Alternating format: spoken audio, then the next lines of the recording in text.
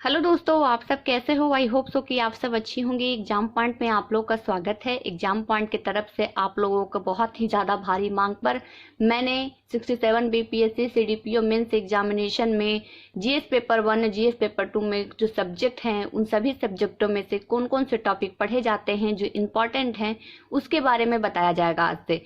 सबसे पहले तो आप समझ लीजिए, जो भी स्टूडेंट 67 बीपीएससी की तैयारी कर रहे हैं उनको पता ही होगा, लेकिन जिनको नहीं पता है, जो नए स्टूडेंट हैं, उनको मैं बता देती हूँ कि पीटी एग्जामिनेशन के बाद आपको मेंस एग्जामिनेशन देना पड़ता है। मेंस एग्जामिनेशन में आपको क्वालिफाई पेपर के लिए हिंदी पढ़ना पड़ेगा। पहले 100 नंबर की एग्जामिनेशन होता है, 30 नंबर या 33 नंबर लाना रहता है उसमें। उसके बाद जीएस पे आपका जीएस का एग्जामिनेशन होगा। ठीक है, तो सबसे पहले आप समझ लीजिए कि जीएस पेपर जो होता है वो 2 होता है। एक जीएस पेपर 1 होता है, दूसरा जीएस पेपर 2 होता है बीपीएससी मेंस एग्जामिनेशन में। जीएस पेपर 1 को समान अध्ययन आप भाग 1 कर सकते हैं या फिर समान अध्ययन भाग 2 भी कर सकते हैं हिंदी में। तो देखिए, जीएस पेपर 1 में 3 सब्जेक्ट होते हैं और जीएस पेपर में 2 में आपका 4 सब्जेक्ट होते हैं। जीएस पेपर 1 में जो 3 सब्जेक्ट हैं पहले उसको देख लेते हैं, तो वो है हिस्ट्री, करेंट अफेयर और सांख्यिकी है। जीएस पेपर 2 में जो है वो पॉलिटी, इकोनॉमिक, ज्योग्राफी और साइंस एंड टेक्नोलॉजी है। इकोनॉमिक्स और ज्योग्राफी के मिले जुले टॉपिक ही आपके जीएस पेपर 2 में पूछे जाते हैं। तो ध्यान रखिएगा, दोनों 300-300 नंबर के आपके क्वेश्चन आएंगे और आपका 300-300 नंबर का ही एग्जामिनेशन होता है। तो आज का जो इस वीडियो में आपको मैं बताने वाली हूँ वो जीएस पेपर 1 के बारे में बताने वाली हूँ। जीएस पेपर 1 में आपने देख लिया कि 3 सब्जेक्ट होते हैं, हिस्ट्री, करेंट अफेयर, सांख्यिकी। हिस्ट्री में आज मैं आपको बताने वाली हूँ जीएस में कि कौन कौन से टॉपिक आते हैं, कितना महत्वपूर्ण है कौन कौन सा टॉपिक जिसको आपको हमेशा ध्यान में रखना है।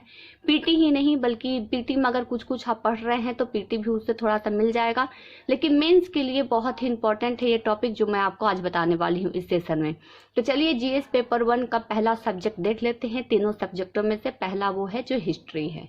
तो देख लीजिए हिस्ट्री में क्या क्या है, और मैं आपको बता देती हूँ कि मैं आपको हिस्ट्री के बुक भी बता दूंगी, साथ ही साथ क्लास नोट्स भी बताऊंगी, साथ साथ में आपको जो मेरे पास है जिसको मैं फॉलो करती हूँ वही चीज मैं आपको बताऊंगी। तो चलिए इसको हटा देते हैं और देखते हैं कि जीएस पेपर 1 में जो पहला सब्जेक्ट है हिस्ट्री, उसमें कौन कौन से टॉपिक हैं जिसपे हमको ज़्यादा कमांड करना है मेंस एग्जामिनेशन के लिए। ठीक है, पीटी के लिए नहीं, मेंस एग्जामिनेशन के लिए। मैंने पीटी के बारे में बता दिया है, अभी तक जो भी स्टूडेंट नहीं देखे हैं वो लोग देख लीजिएगा, और साथ ही साथ बिहार स्पेशल पे भी मैंने सब कुछ बता दिया है कि बिहार स्पेशल में 67 बीपीएससी मेंस एग्जामिनेशन में कौन कौन से टॉपिक पूछे जाते हैं सब बता दिया है। पीटी को भी मैंने बता रखा है। जो भी स्टूडेंट अभी तक नहीं देखे, प्लेलिस्ट में जाइएगा मेरे चैनल का, आप लोग देख लीजिएगा उसको। तो चलिए बात करते हैं कि 67 बीपीएससी मेंस एग्जामिनेशन में जीएस पेपर 1 में जो हिस्ट्री के सब्जेक्ट में कौन कौन सा टॉपिक पढ़ें। ठीक है, तो हम लोग देख लेते हैं कौन कौन सा टॉपिक है।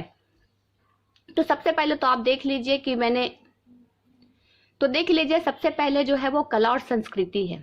कला और संस्कृति से कौन कौन से टॉपिक पूछे जाते हैं, तो देखिए मौर्य कला, पाल कला, पटना कला और मधुबनी पेंटिंग, ये 4 टॉपिक है जो कला और संस्कृति के हिस्ट्री सब्जेक्ट में आपके पूछे जाते हैं जीएस पेपर 1 में। ध्यान रखिएगा जीएस पेपर 1 में। ठीक है, फिर उसके बाद देखिए महत्वपूर्ण जो व्यक्ति हैं, जो यानी कि हमारे जो देश को आज़ादी दिलाने में, देश को बहुत ऊंचा करने में जिन व्यक्तियों का हाथ रहा है उनके बारे में पढ़ना है। तो पहले तो सबसे पहले आपको पता है महात्मा गांधी जी, नेहरू जी, टैगोर जी और डॉक्टर अंबेडकर जी।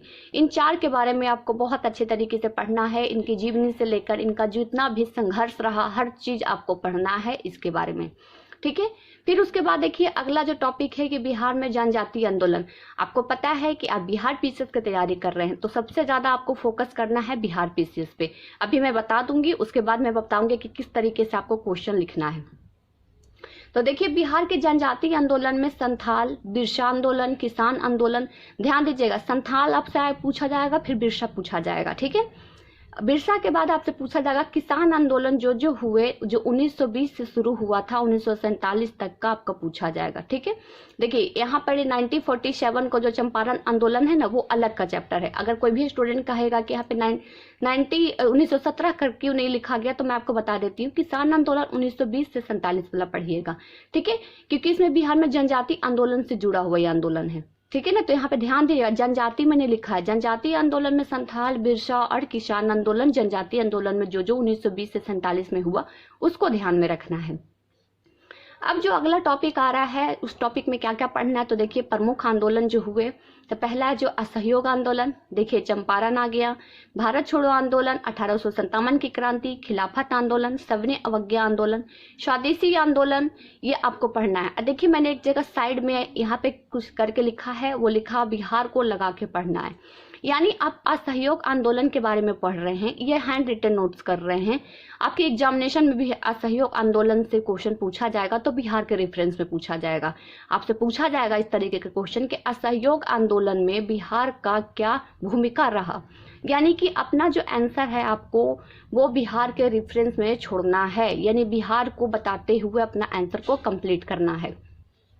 तो जितने भी मैंने जो प्रमुख आंदोलन मैं आपको बता रही हूँ उस सब को आप बिहार के रेफरेंस में ही पढ़िएगा। 1857 की क्रांति में बिहार की भूमिका क्या रही इसके बारे में पढ़िएगा। चंपारण आंदोलन तो आपको पता ही बिहार का ही था। सविनय अवज्ञा आंदोलन में बिहार का क्या भूमिका है, आपको हर चीज बिहार से रिलेट के पढ़ना है, रिलेटेड डालना है, बिहार के परिप्रेक्ष्य में पढ़ना है, क्योंकि आप बिहार पीसीएस की तैयारी कर रहे हैं, इसीलिए आपको पूरा बिहार के बारे में पूरी जानकारी होनी चाहिए। ठीक है कि बिहार में खिलाफत आंदोलन में क्या हुआ था, स्वदेशी आंदोलन के टाइम पे क्या हुआ था, बिहार के रेफरेंस में। आप मेरी बात यहाँ पे अच्छे से समझ लीजिए। कोई भी क्वेश्चन अगर बीपीएससी अगर पूछती है, नहीं है आपको पता, तो प्रीवियस का क्वेश्चन बैंक उठा लीजिए, अभी मैं दिखा भी दूंगी आपको। उसमें देखिए हर एक क्वेश्चन को बिहार के रेफरेंस में पूछा गया है और हर एक स्टूडेंट को बिहार के रेफरेंस में ही आंसर देना रहता है, तो इसको ध्यान रखिएगा।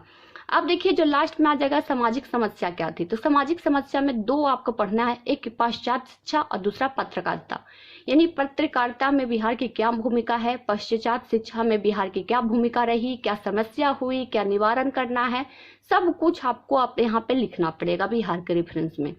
तो आपने देख लिया कि हिस्ट्री का जो सब्जेक्ट है, जीएस पेपर 1 में 3 सब्जेक्ट हैं, उनमें पहला जो हिस्ट्री है, हिस्ट्री में आपको कला संस्कृति महत्वपूर्ण जो व्यक्ति रहे, बिहार में जो जनजाति आंदोलन हुआ, किसान आंदोलन हुआ, उसके बारे में, प्रमुख आंदोलन जो हैं उनके में बिहार का क्या रोल रहा इसके बारे में, फिर सामाजिक समस्या क्या रहा बिहार में उसके बारे में आपको पढ़ना है। और यहाँ पे मैं आपको बता देती हूँ महत्वपूर्ण व्यक्ति में महात्मा गांधी के बारे में, महात्मा गांधी के बारे में आप वहां से ढूंढ के पढ़िएगा जहां पे बिहार का चर्चा किया गया हो, बिहार का जहां जहां चर्चा महात्मा गांधी के साथ किया गया है वहीं पे करें। और एक चीज मैं आपको बता देती हूँ, जो भी स्टूडेंट आंसर राइटिंग कर रहे हैं तो सिंपल अगर अपने आंसर राइटिंग में महात्मा गांधी लिखते हैं तो बिल्कुल भी नहीं, आप उनके पीछे एक जो उनका लगता है, यानी कि एक समझ लीजिए कि अपने तरफ से आप उनको रिस्पेक्ट दे रहे हैं, तो वो आप जब भी आप लिख लिएगा तो, या अगर आप महात्मा नहीं लिख रहे हैं, गांधी लिख रहे हैं तो गांधी जी लिखिएगा, ठीक है।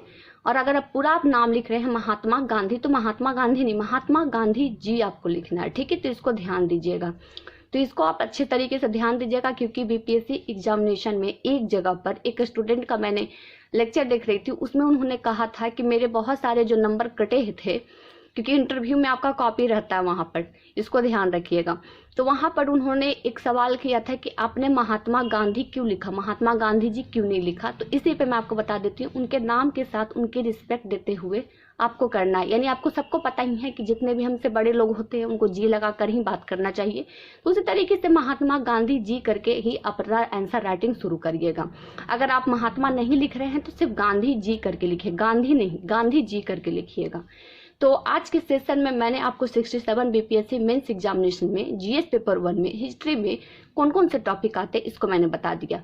अब जैसा कि मैंने आपको बताया था कि क्लास नोट्स और साथ ही साथ आपको मैं बुक बताऊंगी, तो चलिए क्लास नोट्स और बुक भी देख लेते हैं। तो देखिए मैं आपको बता देती हूँ, आस्था इज का क्लास नोट्स को मैं फॉलो करती हूँ, और आस्था इज का क्लास नोट जितने भी हैं मैंने उन सबको अपने टेलीग्राम चैनल पर शेयर कर दिया है, आप लोग को बुक लेने की जरूरत नहीं पड़ेगी। तो देखिए ये आस्था इज का क्लास नोट्स है हिस्ट्री के लिए, ये देखिए हिस्ट्री इतिहास और संस्कृति में पूरा इसमें दिया गया है, और मैं आपको बता देती हूँ। तो देखिए यहाँ पे आप अगर दिख रहा होगा, थोड़ा सा मैं आगे कर देती हूँ। देखिए इतिहास जो है सब के सब वो दिया हुआ है जो मैंने अभी आपको बताया है, ठीक है। विचारधारा में गांधी जी देख लीजिए लिखा हुआ है। और आपको मैं बता देती हूँ कि जब भी जो भी क्वेश्चन यहाँ से शुरू हो रहे हैं सारे के सारे बिहार के रेफरेंस में शुरू हो रहा है। देखिए इसको बहुत सारे स्टूडेंट अभी मेरे वीडियो देख के कहेंगे कि मैम ये बुक कहाँ मिल रहा है, क्या मिल रहा है, कितना में मिल रहा है। तो मैं आपको बता देती हूँ, आपको बुक लेने की जरूरत नहीं है, इस सब का टेलीग्राम पे PDF डाल दिया गया है, आप लोग देख लीजिएगा। सभी सब्जेक्ट का टेलीग्राम का एक क्लास नोट्स का PDF आप लोग को मिल जाएगा वहाँ पर। कोई भी स्टूडेंट यहाँ पर हाइपर होने की ज़रूरत नहीं है कि ये बुक मुझे नहीं मिल रहा है, ये क्लास नोट नहीं मिल रहा है, कोई ज़रूरत नहीं है आपको खरीदने की। मैंने सबको अपने टेलीग्राम चैनल पर डाल रखा है, आप लोग उसका PDF निकाल लीजिए या फिर PDF को सेव करके आप पढ़ते रहिएगा, ठीक है, अपने क्लास नोट करिएगा। अब मैं आपको बता देती हूँ बुक कौन सा पढ़ना है, क्योंकि आपको पता है कि BPSC मेंस एग्जामिनेशन में जो 3 सब्जेक्ट है हिस्ट्री में, उसमें सबसे ज़्यादा जो आता है वो मॉडर्न इंडिया हिस्ट्री आता है। ये सबको पता है कि मॉडर्न आते हैं मध्यकालीन और एशियंट यानी प्राचीन भारत, और मध्यकालीन भारत जो होते हैं वो मेंस एग्जामिनेशन में नहीं आते हैं।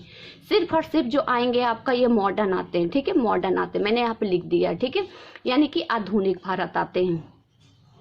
तो आधुनिक भारत पर ही पूरा फोकस करना है। और आधुनिक भारत में कौन से बुक है तो मैं आपको बता देती हूँ, जो बुक मैं फॉलो करती हूँ वही मैं बता देती हूँ आपको। तो देखिए, आधुनिक भारत का इतिहास के लिए इन बिपिन चंद्रा जी की ये बुक है, इसमें सब कुछ पूरा अच्छे तरीके से दिया हुआ है। देख लीजिए, यहाँ तक मैंने इसको थोड़ा सा कर भी दिया, यहाँ पर कुछ लिखा है। यही चीज़ आपको पूरा फॉलो करना है जो इनकी विषय वस्तु में दिया हुआ है, इतना ही आपको फॉलो करना है। देख लीजिए, इनके विषय क्रम को देख लीजिए, सब कुछ इसमें दिया हुआ है। 18वीं सदी से भारत राज्य का समाज से लेकर ब्रिटिश इंडिया कंपनी का देखिए यूरोपियों का आगमन से लेकर हर चीज इसमें लिखा हुआ है, आप इसको पढ़िएगा। और एक और बुक आता है स्पेक्ट्रम, ठीक है, जिस भी स्टूडेंट के पास अगर स्पेक्ट्रम है तो वो बिपिन चंद्रा ना ले, जिनके पास बिपिन चंद्रा है वो स्पेक्ट्रम ना लेके पढ़े। दोनों बुक बिल्कुल भी नहीं पढ़िएगा। बहुत सारा स्टूडेंट होता है दोनों बुक पढ़ना लग, नहीं, आपको पता है हर इंसान में कुछ न कुछ 19-20 की खामियां होती है, उसी तरीके से हर बुक में 19-20 की खामियां होती है। कोई एक बुक को फॉलो करिए, चाहे आप आधुनिक भारत के लिए बिपिन चंद्रा ले लीजिए या फिर स्पेक्ट्रम ले लीजिए, दोनों को फॉलो मत करिएगा।